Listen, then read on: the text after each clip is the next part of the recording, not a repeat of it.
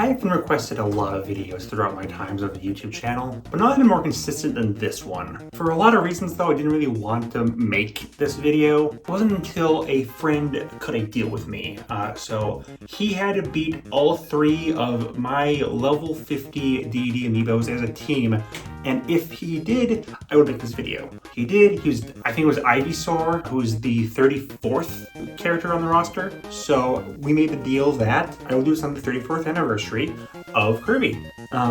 Which, you know, it's kind of been a running thing with us.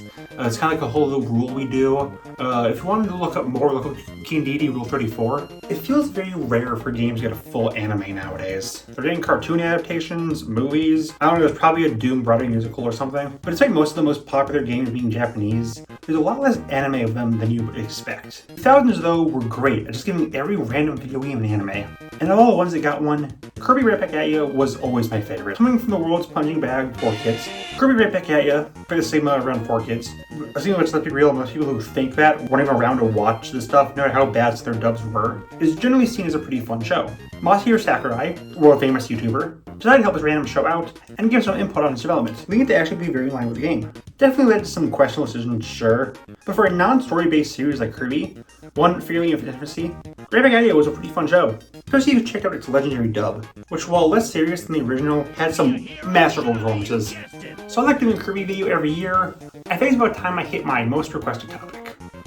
This is my review of Kirby Right Back At Ya. The characters of the Kirby anime are characters, alright. Listen, this is a silly 2000s kid anime. And also, you gotta realize that Kirby wasn't that established when the show came out. Only 6 mainline games existed at the time. Most of the major names weren't in the series yet. Kirby was only starting to get a clear personality. DD was hard to nail down as it wasn't fully clear how good or evil he was. Midnight has 2 appearances. One where he was a secret mentor to Kirby, and the other where he's a full villain. It's easy to look at these characters and say they're really inaccurate to the ones we have, but that makes sense when you're looking at 3 decades of media versus 1. Can't get too mad at it because of that. And also because, dude, the things they do with these characters are so freaking funny that makes you want to merge it up looking. Kirby's unable to talk in the show. He can only say a few words, including, of course, Poyo. Really, another character's pick the pace in terms of the story. I'm fine with this though. It's made clear that Kirby is functionally a baby in this universe. Pretty much underdeveloped. And that's fun. Kirby's pure-hearted nature really shined through in the show. He just wants to help everyone. He's a single apple tall, but that can fit so much joy into it. He's an idiot, but he can still function. He's still part of the story, and contributes other things than just being cute. Kind of sets up the dominoes for him being a pure-hearted soul who always dropped everything to help his friends that we see in the games. I mean, he kills God for Cake's laugh. Mennonite. Why is he Spanish? I love it. If you do a fandom of a Kirby comic, you're legally required to give him this voice. And I think he's genuinely a good mentor to Kirby, while also being just a puntable little fricker. He carries such a seriousness with him, while also bragging about his minifigure son better than everyone else. That kind of came true. And of course, my favorite scene, kicking DD downstairs. The show also is when his sword got his name, Galaxia. That's cool. Most of the other characters in the game aren't too special. Rick is Australian now, which is fun, but he doesn't really contribute much. Kai is an incel, and Ku is there. Chef Kawasaki is a recurring character. He's voiced by Meowth, so that's awesome. Wispy isn't a villain, and instead just kind of a talking tree friend who cannot help. Because he is a tree. Wallaby is only one character instead of a species. He's this big captain guy who watched over the Wallabies, but he's a pretty chill guy. I'd have beer with him. Wallies themselves are just little guys. They'll do whatever is asked from whoever. Make even cuter noises than Kirby. Dude, I want to go into this show and aggressively squeaking like a dog toy. Kabu is God. Yeah, this guy. He's God. Funny. Not sure why, but it's a funny way to use a random enemy. While there are a few minor appearances from a few other characters, they say we don't use a lot of the characters they could have. Marks, Adeline, Ribbon, so on. But I feel like Dynablade, Knuckle Joe, Lolo, and Lala, and the Meta Knights do get some minor appearances. I like my jangling keys, even if Dynablade is freaking ugly. Dark Matter was in the pilot where he just dies not caring at all, but Savvy was not in the show proper. Instead, Nightmare is the main villain, or NME as he's called in the show. He doesn't really appear that much, as he's mostly in the background, but it's pretty intimidating when he does appear. We don't get a lot of spotlight on him, but he's cool. Shout out to him actually, the main villain of this, a boss in Air Riders, an assist trophy in Smash. Dude, for a character no one cares about, he's living the dream. Also, they had a few new characters, mostly in Cappy Town. the main village of the show, with a lot of the characters being based on the Cappy enemy. Tiff and Tuff are the main duo who support Kirby, with Tiff just being best. She's a lot more snippy and snarky of the two. She freaking hates Dee. That's funny like it. I low-key kind of forget Tuff exists at some points. There are no Tuff fans. No one has a Tuff shrine in their house.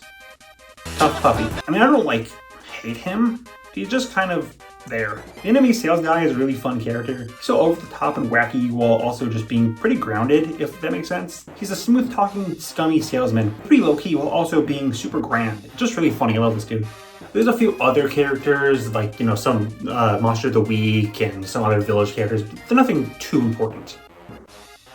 Besides for the place where anime peaks, there are some people who think Texas Plantation DD isn't the funniest thing ever made. They are meat for the grinder. Is this a really accurate version of DD? No. Not even during the time it came out. Is it extremely freaking funny literally every time he opens his mouth? You better believe it, bucko! Every single memorable line from this show comes from this stupid penguin.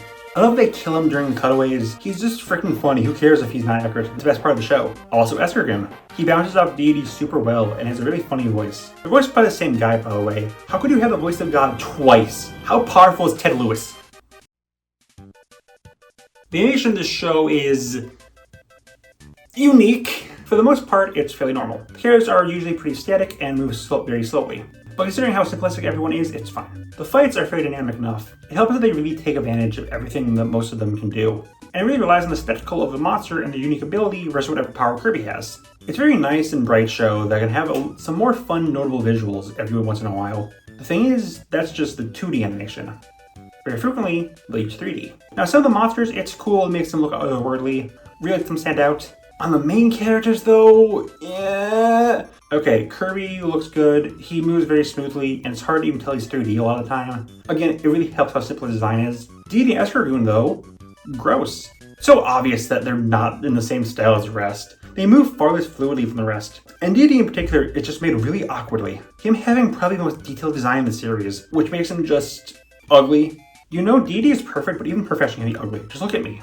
Particularly notable is his face, where his beak just really only pulls off one facial expression, so any other looks wrong. So yeah, this 20-year-old baby show does not have the best animation. Maestro Sakurai should be impaled on a spike.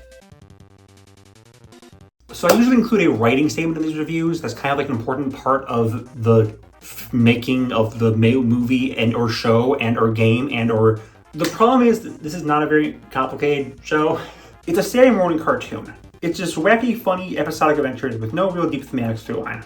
Because of that, this will instead be my top 10 favorite episodes. Not ordered. Let's go. To get that obvious one out of the way, Cartoon Buffoon is the most iconic episode of the series. It's a really accurate representation of the animation process as the crew make their own fun takes on the cartoon formula. Dee is of course fun how it swaps from low quality to fitting how Dee should be portrayed. I think it's really funny that Tiff's really supposed to be a parody of over-sexualization in young girls anime. Really like the only time I can think that this was called out in the anime. It says in a dub to make her a dumb blonde, but still, great episode. While You Work just makes me happy. It's about people just adopting Waddle Dees as little maids and helpers, and there's Waddle Dee vending machines. I want a Waddle Dee. Good thing I got one. Waddle Dee, stop the earth from exploding. He's always so reliable. Kirby's snow job messed me up, man. On the good side, I really like Ice Dragon. He's always one of my favorite Kirby bosses, and he's really cool. Sorry. Here. I like that they just go the Godzilla route and making him really big, but the big thing here is Mr. Frosty. He freaking dies. For a minor enemy in the games, they make you feel for him as a really close friend of Kirby. And he's really cute, and they freaking kill him and his color flying up. Devastating. Similarly, Kirby's pet peeve also really stuck with me because they killed Kirby's robot pet dog. Other modern movies say they refuse to kill dogs. Imagine Escargoon being more hardcore than you. Frog Wild has my favorite one-shot villain, the Demon Frog, so not most evil frog in the series, who possesses Kirby to be a little rat gremlin and cause chaos. This is just my 2 brain cells. Also gave us Evil Demon Kirby, really a popular thing. He's everywhere in gifts, even in Star Allies. Speaking of which, first appearance at Buff Deity.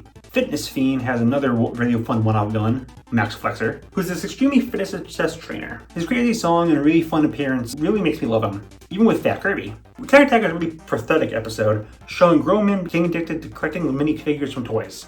Like a less toxic version of the world we live in with Pokemon cards. Again, Minute nerding out that he's the rarest figure is just so freaking funny. Speaking of its head of its time, Novel approach has Meta Knight beat up J.K. Rowling. Meta Knight loved the trans community. No, besides from that, it's fun to see all of Kirby's takes on Harry Potter's tropes. It's a nice little time capsule. Prediction and Predicament has a lot of fun moments as the village has to come to grips with its upcoming demise from an oncoming meteor, with everyone putting aside their differences to make amends. The one that really makes it special is of course the scene with D.D. making a park and showing Kirby it. Lack of music as Kirby plays, unbeknownst to what's coming, as D.D. finally does something nice for once in his life. It's a really sweet moment for a show like this. And finally, there's, well, the finale. Fight to the finish, which finally has Kirby confront Enemy and his corporation.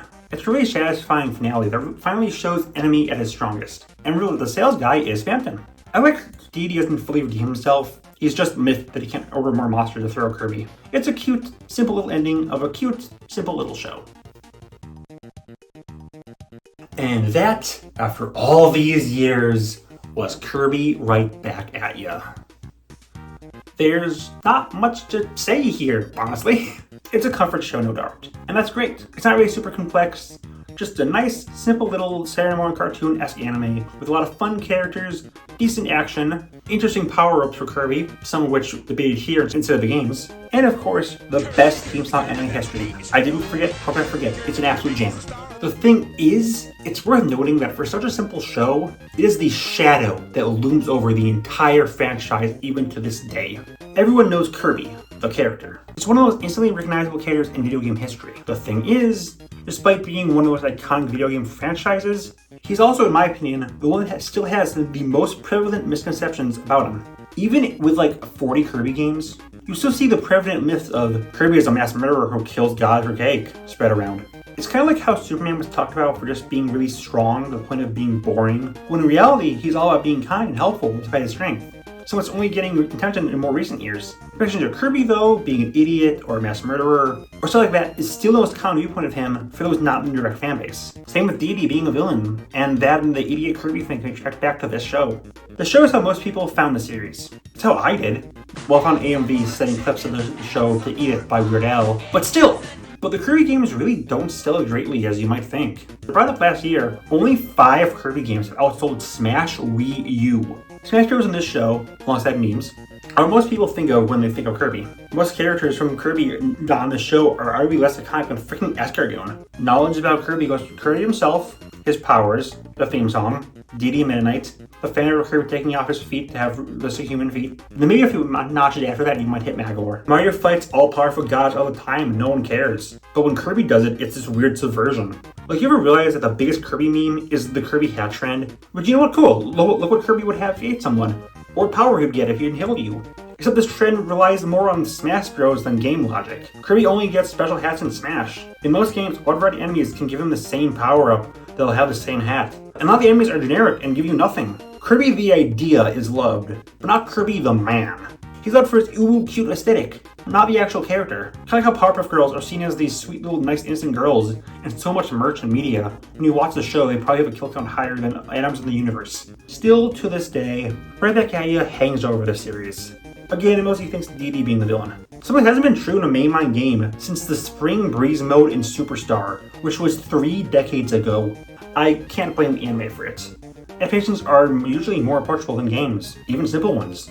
Look at Sonic or Pokemon. Kirby Right Back at Ya is a really fun anime that I'll always love. Still, it's sad that it's colored so many people's thoughts on the series.